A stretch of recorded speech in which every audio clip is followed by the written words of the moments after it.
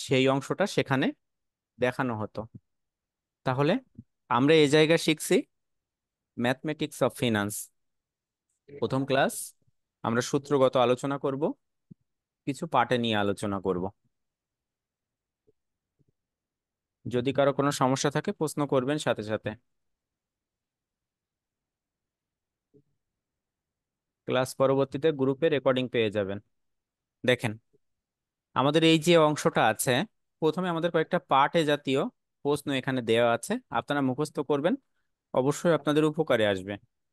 দেখেন, প্রথমে বলা আছে অধ্যায়নে গণিত বলতে কি বোঝো। অর্থাৎ অধ্যায়নে গণিত আমরা যে অংশটা শিখছি সেটা বলতে কি বোঝো। বলছে অধ্যায়ন এবং বিনিয়োগ সংক্রান্ত, অর্থায়ন এবং বিনিয়োগ সংক্রান্ত সিদ্ধান্ত গ্রহণে অর্থের সময়মূল্য ভিত্তিক, অর্থের সময়মূল্য ভিত্তিক যে সিদ্ধান্ত গ্রহণ করা হয় তাকেই অর্থায়নে গণিত বলা হয়। অর্থাৎ আপনি যখন ভাইয়া, কোনো একটি কথা তো শোনেন না।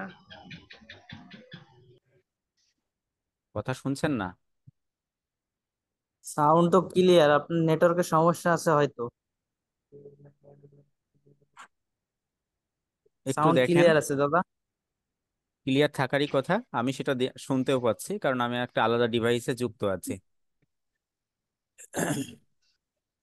আচ্ছা, তাহলে দেখেন, আমরা প্রথম অবস্থায় যে অংশটা দেখছিলাম অর্থায়নে গণিত বলতে কি বোঝো, সেটা আমরা দেখলাম যে অর্থায়ন এবং বিনিয়োগ যে অংশটা আছে, যারা অ্যাকাউন্টিং আছে তারা খুব ভালো বুঝবেন।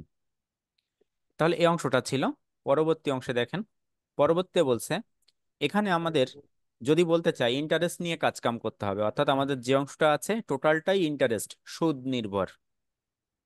বলছে সুদ কাকে বলে, দেখেন বলছে নির্দিষ্ট সময়ের জন্য কোনো ব্যক্তি বা প্রতিষ্ঠানের নিকট অর্থ গচ্ছিত রাখার পর নির্দিষ্ট সময় পর যে বাড়তি অর্থ পাওয়া যায় তাকেই সুদ বলা হয়, বা ইন্টারেস্ট বলছে আমরা। অর্থাৎ কোনো একটি টাকা আজ কোনো জায়গায় বিনিয়োগ করে যদি 1 বছর বা 2 বছর পর আমরা পাই, সেখানে কিছু এক্সট্রা টাকা আমরা অবশ্যই পাবো। যদি আমরা নিতে চাই, তাহলে সেই যে এক্সট্রা টাকা সেটাকে আমরা মুনাফা বা সুদ বা ইন্টারেস্ট বলছি। পরবর্তীতে বলা আছে সুদ কত প্রকার। সুদকে বলা হচ্ছে দুই প্রকার, অর্থাৎ দুই ভাবে হিসাব করা হচ্ছে। দেখেন, একটা হচ্ছে সরল সুদ, একটা চক্রবৃদ্ধি সুদ। যদি বলা হয় সরল সুদ কি, সরল সুদ এমন, আপনি আজ যদি 100 টাকা বিনিয়োগ করেন, এখান থেকে 10 বছর যদি সেই টাকাটা রেখে দেন, প্রত্যেক বছর ওই 1,000 টাকা বা 10,000 টাকার উপরে প্রত্যেক বছর নির্দিষ্ট হারে ইন্টারেস্ট পেতে থাকবেন, সেটা হচ্ছে সরল সুদ। যদি চক্রবৃদ্ধি সুদ বলা হয়, তাহলে এটাকে বলা হয় সুদের সুদ আবার তার সুদ। অর্থাৎ আপনি যদি আজ 100 টাকা বিনিয়োগ করেন, 10% সুদে টাকাটা নেন, তাহলে 100 টাকায় 1 বছর পর হচ্ছে 110 টাকা। দ্বিতীয় বছর আপনি 110 টাকার উপরে আবার 10% ইন্টারেস্ট ধার্য হবে। অর্থাৎ সুদের উপরেও আপনি আবার সুদ বা ইন্টারেস্ট পাচ্ছেন, সেটাকে বলা হচ্ছে চক্রবৃদ্ধি সুদ। পরবর্তী অংশে আসছে, দেখেন চক্রবৃদ্ধি সুদ কাকে বলে লেখা আছে, যখন সুদকে আসলের সাথে যোগ করে সুদ আসলের উপর সুদ প্রদান করা হয় তখন তাকে চক্রবৃদ্ধি বা মিশ্র সুদ বলা হয়। পরবর্তী অংশে আছে বর্তমান মূল্য। ভবিষ্যতে, ভবিষ্যৎ সময়ে প্রাপ্ত কোনো অর্থের আজকের মূল্য কত হবে তা নির্ধারণের প্রক্রিয়াকেই বর্তমান মূল্য বলা হয়। ভবিষ্যৎ মূল্য আছে একইভাবে, বর্তমানে একটি নির্দিষ্ট পরিমাণ অর্থ নির্দিষ্ট সুদের হারে নির্দিষ্ট সময় পর সুদ আসলে যে পরিমাণ হয় তাকে ভবিষ্যৎ মূল্য বা প্রান্তিক মূল্য বলা হয়, অর্থাৎ শেষ। দেখেন, এই যে অংশগুলো আমি বলার একটাই কারণ, কারণ এগুলো আপনার এখানে সব কয়টা বিষয়ই আছে, পরবর্তীতে আমরা সূত্রতে যখন যাচ্ছি তখন সেটা আমরা দেখতে পারবো। পাঠ এগুলো সবাই মুখস্থ করবেন। পরবর্তীতে দেখেন বলছে বার্ষিক বৃত্তি। এখানে দেখেন দুইটা বিষয় আছে, একটা আছে বার্ষিক বৃত্তি আর দ্বিতীয়টা আছে সাধারণ বৃত্তি। এই দুইটা বিষয় এমন, দেখেন লেখাটা প্রায় একই রকম, বলছে একটি নির্দিষ্ট সময় অন্তর নির্দিষ্ট পরিমাণ অর্থের আগমন অথবা বহির্গমন ঘটে তাকেই বার্ষিক বৃত্তি বলা হয়, একটা নির্দিষ্ট সময় অর্থাৎ একটা বছরে। পরেরটা বলছে নির্দিষ্ট সময়ের শেষ দিনে যে বৃত্তির নগদ প্রবাহের আগমন বা বহির্গমন ঘটে তাকে সাধারণ বৃত্তি বলা হয়। অর্থাৎ আমার আগেরটা একটা বছরের কথা বলা ছিল, একটা নির্দিষ্ট বছর, আর পরেরটা বলছে একটা নির্দিষ্ট সময়। তাহলে এই নির্দিষ্ট সময়টা দেখেন 2 বছর, 3 বছর, বা 5 মাস, 7 মাস, এরকমও হতে পারে। কিন্তু বার্ষিকটা অবশ্যই একটা বছর থাকবে। পরবর্তীতে বলছে নামিক সুদ কাকে বলে বা নামিক সুদের হার কি। নামিক সুদের হার হলো বার্ষিক সুদের হার। এই নামিক সুদের হারকে সাধারণ সুদও বলা হয়। নর্মালি আপনাকে বললো যে ব্যাংক আপনাকে 10% সুদ দিবে, তাহলে ওই 10% সুদটা নামিক সুদ বলতে পারেন, বলতে পারেন বাৎসরিক সুদও বলতে পারেন। পরবর্তীতে দেখেন। ভাইয়া আগেরটা একটু দেখান, স্ক্রিনশট দিন। আচ্ছা, আমি এটা এটা শেষ করি, এই অংশটা, তারপরে আগেরটা যাচ্ছে। আপনার সাউন্ড ক্লিয়ার আছে এখন? হ্যাঁ। আচ্ছা, আপনি কি মোবাইল ডাটাতে কানেক্টেড থাকেন নাকি ওয়াইফাইতে কানেক্টেড থাকেন? ভাইয়া ডাটা, মোবাইল ডাটা। আচ্ছা, দেখেন পরবর্তীতে বলছে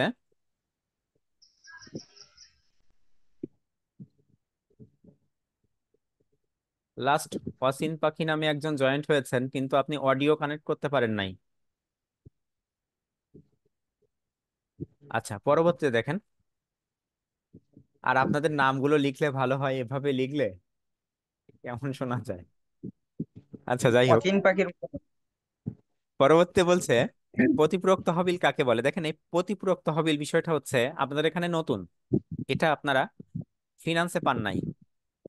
বলছে নির্দিষ্ট সময় অন্তর একটি নির্দিষ্ট তহবিল সরিয়ে রেখে, অর্থাৎ দেখেন নির্দিষ্ট সময়ে পর পর একটা নির্দিষ্ট অর্থ সেখান থেকে রেখে দিতে হবে।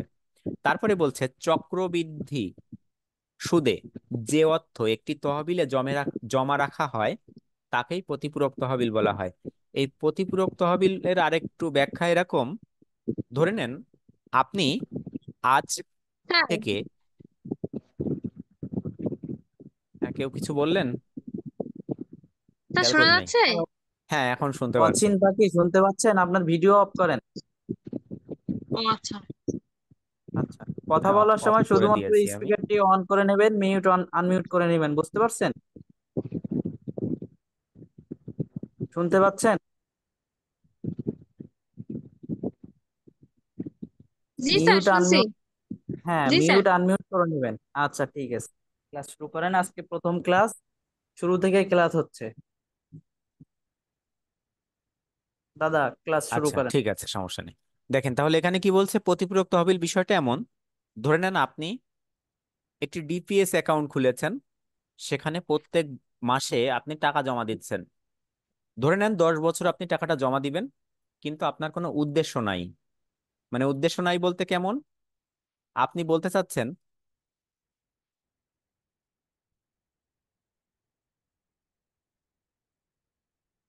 এভাবে বলা হচ্ছে দেখেন, যে আপনার কোনো উদ্দেশ্য নাই বলতে আমি বলছি এভাবে, যে আপনি ওখানে কোনো একটা ধারণা নেননি প্রথমে যে আমি এই কাজে এই টাকাটা ব্যবহার করব। কিন্তু আপনি যদি এরকম বলতেন যে আমি 10 বছর পর, স্যার, হ্যাঁ বলেন। আমার স্ক্রিনে তো পার্ট এ দিয়ে কিছু প্রশ্ন লেখা আসছে, এইটাই কি পড়ানো হচ্ছে? হ্যাঁ, হ্যাঁ, আমি তো বলছি, আমার ভয়েস কি শুনছেন আপনি? জি স্যার। হ্যাঁ, ঠিক আছে। আজকে নতুন অধ্যায় শুরু হয়েছে একটা, এর আগের একটা স্ক্রিন আছে, ওটাও আপনাদেরকে একটু পরে শো করব, ওটাও আপনি স্ক্রিনশট রেখে দেবেন। কিছু পার্টে আছে, 12-13টা পার্টে আছে। আচ্ছা, ওকে স্যার।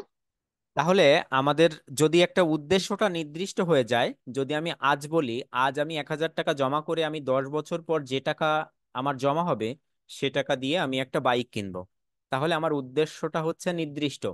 তাহলে মনে রাখবেন, যদি আজকের গচ্ছিত টাকার আমার উদ্দেশ্যটা নির্দিষ্ট হয় 10 বছর বা 20 বছর পর, তাহলে সেটা হবে পরিপূরক প্রতিপূরক তহবিল, অর্থাৎ SF। ইংরেজিতে যদি বলা হয় তাকে বলা হয় সিঙ্কিং ফান্ড। কিন্তু যদি আপনি বলেন আজ থেকে 10,000 টাকা বা 1,000 টাকা করে জমাচ্ছেন প্রত্যেক মাসে, সেটা একটা নির্দিষ্ট সময় 10 বছর পর্যন্ত, কিন্তু আপনার কোনো নির্দিষ্ট উদ্দেশ্য নাই, তাহলে সেটা হবে ভবিষ্যৎ মূল্য। অর্থাৎ ভবিষ্যৎ মূল্য আর প্রতিপূরক তহবিল অর্থাৎ SF এর মধ্যে পার্থক্য এতটুক।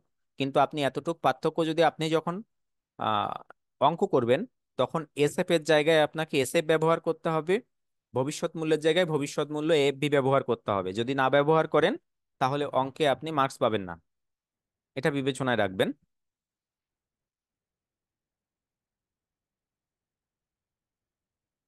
আচ্ছা দেখেন, পরবর্তীতে বলছে অ্যামোর্টাইজেশন কি? নিয়মিত বিরতিতে ধারাবাহিকভাবে সুদসহ ঋণের টাকা পরিশোধের ব্যবস্থাই হচ্ছে অ্যামোর্টাইজেশন। অর্থাৎ একটা নির্দিষ্ট বিরতি, একটা নির্দিষ্ট সময় পর পর সুদ সহ যে ঋণের অর্থ আপনি পরিশোধ করছেন সেটাকেই বলা হচ্ছে অ্যামোর্টাইজেশন। পরবর্তীতে বলছে ব্যাংক বাটা কি? ভবিষ্যতে প্রাপ্ত অর্থের উপর নির্দিষ্ট হারে সরল সুদ কেটে রেখে ব্যাংক ঋণ প্রদান করলে কর্তনকৃত সরল সুদকে ব্যাংক বাটা বলা হয়। অর্থাৎ ভবিষ্যতে দেখেন প্রাপ্ত অর্থের উপর, অর্থাৎ যে টাকাটা আপনি পাচ্ছেন নির্দিষ্ট হারে একটা সরল সুদে, অর্থাৎ সেটা ছিল সরল সুদ, কেটে যে টাকাটা রাখছিল সেই কর্তনকৃত যে সুদের হার সেটাকেই বলা হচ্ছে ব্যাংক বাটা। দেখেন তাহলে আমাদের এখানে বেশ কয়েকটা পার্টে ছিল, 12টা পার্টে। এই 12টা পার্টে আপনারা মুখস্থ করার চেষ্টা করবেন। আমি আগের যে স্ক্রিনটা আছে সেটা আপনাদেরকে শেয়ার করছি, একটু স্ক্রিনশট নিয়ে নেবেন।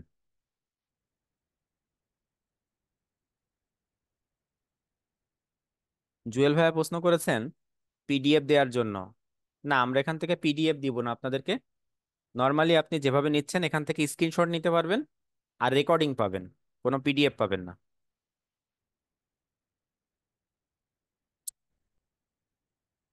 আচ্ছা, এটা স্ক্রিনশট নিয়েছেন? হ্যাঁ ভাইয়া। আচ্ছা, এটার যদি কারোর স্ক্রিনশট প্রয়োজন হয়ে থাকে, না নিয়ে থাকেন নিতে পারেন। পরবর্তীতে আমরা সূত্রে চলে যাব। ভাই এটা কোন অধ্যায়? এটা ম্যাথমেটিক্স অফ ফিনান্স।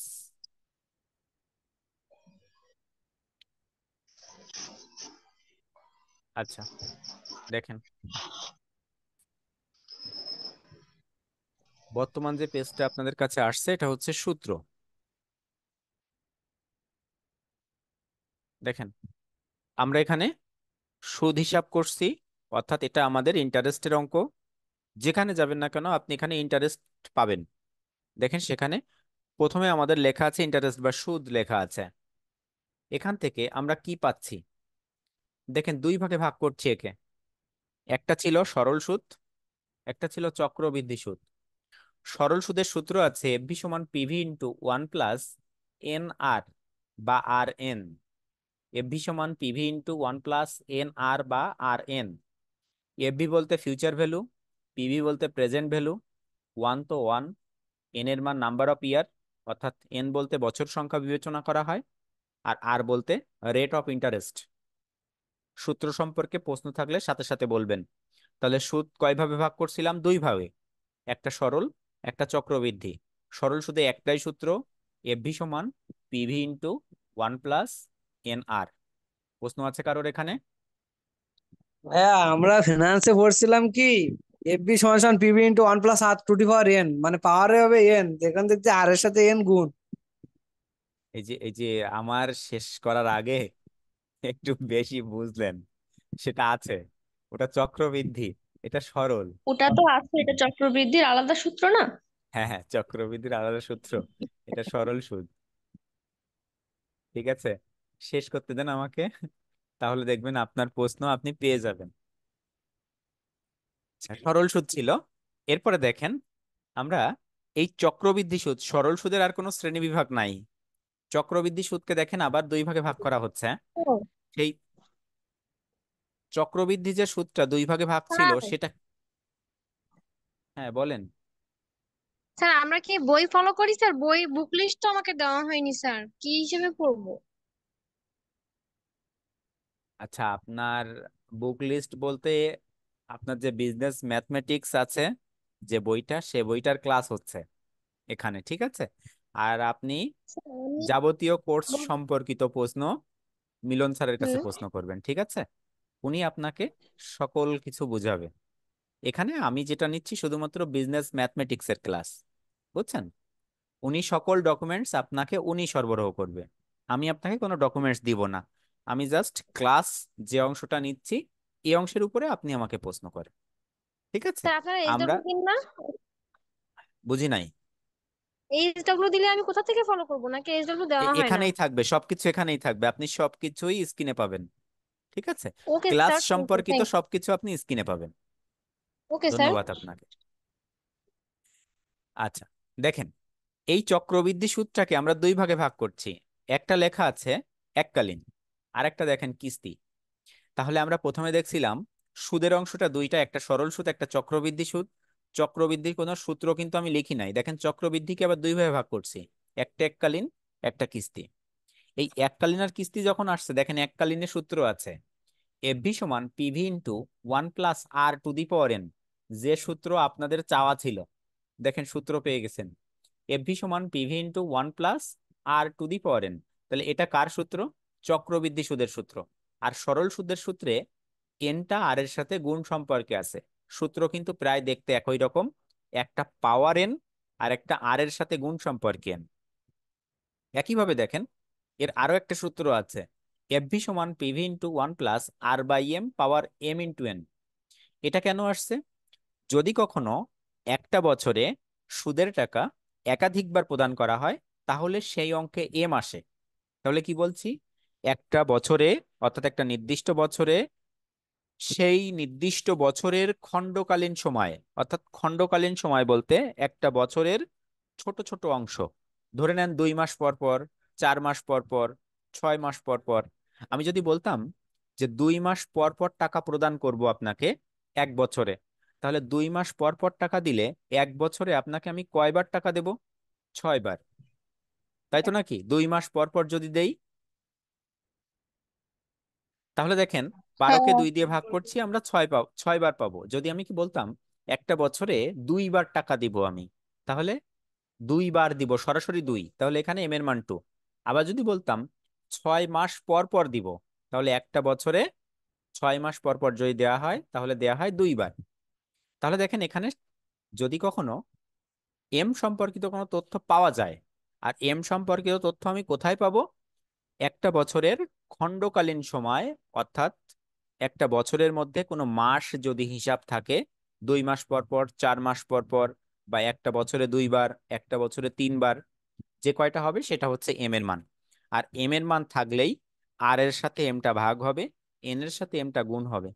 তাহলে দেখেন প্রথম সূত্রটা ছিল এফভি সমান পিভি ইন্টু 1 + r⁴ পরের সূত্রটা আছে এফভি সমান পিভি ইন্টু 1 + r/m পাওয়ার m ইন্টু n।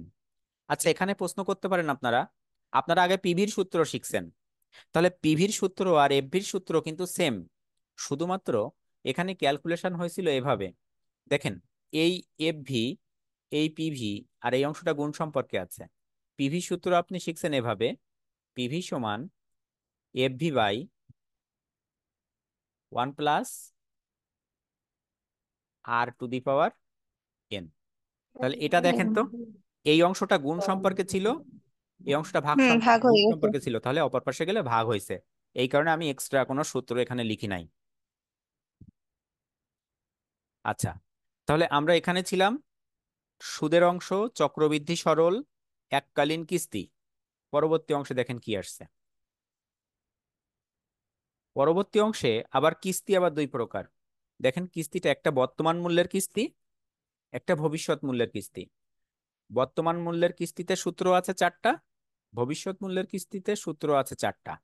দেখেন সূত্র 4টা কিভাবে আসছে। পিভি অ্যানুইটি অর্থাৎ বর্তমান মূল্যের কিস্তি, অ্যানুইটি বলতে এ বলতে অ্যানুইটি বোঝায়, পিভি বলতে প্রেজেন্ট ভ্যালু। বর্তমান মূল্যের কিস্তি A/R 1 - 1/1 + r⁴ এরই দেখেন আরেকটা সূত্র, লাস্টে আছে 1 + r গুণ সম্পর্কে। উপরেরটা নিচেরটা কিন্তু দুইটাই সেম সূত্র, 1 + r গুণ সম্পর্কে আছে। কেন গুণ সম্পর্কে আছে একটু পরে বোঝাচ্ছি। এখন দেখেন আমার উপরে যে সূত্রটা ছিল, অর্থাৎ প্রথম যে সূত্রটা ছিল ঠিক সেই সূত্র, কিন্তু এখানে আর এর নিচে এমটা ভাগ হয়েছে। একই সূত্র, শুধুমাত্র আর এর নিচে এমটা ভাগ হয়েছে, এন এর সাথে এমটা গুণ হয়েছে। তার মানে কি, উপরের সূত্রটাই এম ছিল না, আর এখানে এম ছিল। পরবর্তীতে দেখেন আরো একটা শর্ত আছে,